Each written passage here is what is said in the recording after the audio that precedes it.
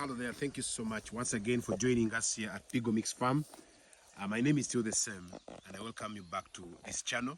Thank you for keeping it here at Don Crypto as our channel, for making sure that we do give you the content that will help you improve your status, that will help you improve your agriculture skills, that will help you update on some of the skills that we are trying to share.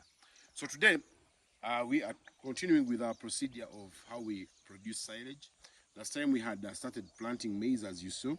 Earlier on we planted the maize, and the maize was mainly meant for making a feed bank or making silage for our animals. And our animals, since they have increased in number, we need a lot of food now. So we had one food bank, now we have two. Now we need to make one more, third one, so that we can have enough feeds for our animals all the time. So in that sense, when you look at this field, we planted over 3.5 acres, and these 3.5 acres of maize are going to help us solve the following problems. One, it is December and it is still raining here in the Equatorial region. In the central parts of Uganda, which is Buganda region, it is raining here in Wakiso district and Kampala district. So we need to invest a lot of time in this time when it is raining and gather a lot of feeds for our animals. Because come January or end of January and February, that's when we have the biggest or longest spell of drought, and the sun shines so high so that we rarely have enough feeds for our animals. So as a farmer, as a person who has animals, you need to prepare now. Those who rear chicken, they must have planted their maize now, or they must be stocking maize which has been sold. Those who have goats and animals and cows, you must be able to stock silage, to stock dry grass, to stock hay.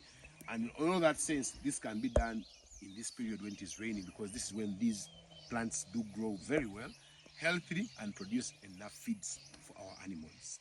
So that's why I'm trying to show you that at this point of time, one should have already planted their maize. Their maize is going to grow as tall as my height, for example, and it will now do what? Bear fruits. The fruits it will bear is what we call the corn. Now, the corn sometimes is good to be used as a predicting factor to know when to cut the silage. Now, there are two aspects. Some people can sell off the corn and get money. That money can also be used to run the farm. Other people may not wish to sell the corn. What they do, they can slash all the corn plus the stems and crush them together. But the stage which is the best is when the maize is in the milky stage. When the maize, you go and open the comb and then you try to press one of the seeds on the corn. Once you find out that those seeds are producing a milky substance, or the seeds are producing, they are not hard inside, the starch has not yet compacted to be dry or to be solid, then that's the best state in which you should cut the silage. It will be soft for the animals, it is easy to crush by the animals. And now, if the others don't want to use that opportunity of having the cobs or the corn also smashed into silage, they sell off the corn. They can sell off the corn. For example, these 3 acres here, one can give you around, maybe each acre one can give you 1 million or 800,000, and you get approximately maybe 2.4 million or 2.5 million, which money can be injected into the farm. Then the remaining stems, we chop them. Those stems, when we chop them, we shall make silage, and the silage we make will be missing one item. It will be missing the maize, the broken maize. So you'll either have to buy broken, or you'll have to add on brand or maize brand, and then you'll have beefed up your silage very well. But as we can look at this cornfield here today, all of you out there, whoever is farming or has animals, you have goats, you have sheep, you have cows, make sure that whenever rains come, take it as an advantage to produce more feeds for your animals, so that you have a food bank. Remember, I've always talked about a food bank.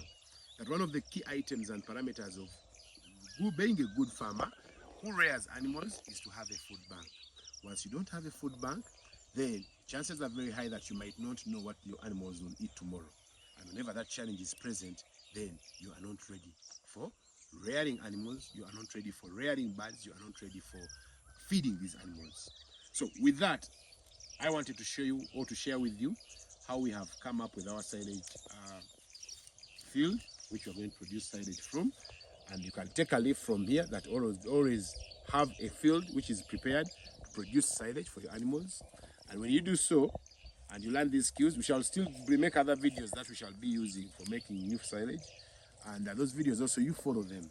You're doing us good when you follow the videos, when you like the videos, when you subscribe, and when you share the videos. You are promoting us and you are giving us the strength and courage to make more content for you so that we can all learn from each other.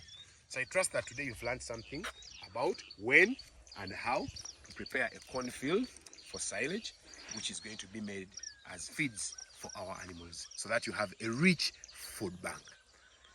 Thank you for joining us. Keep sharing and keep pressing that subscribe button, especially when you get new friends that you share with these videos.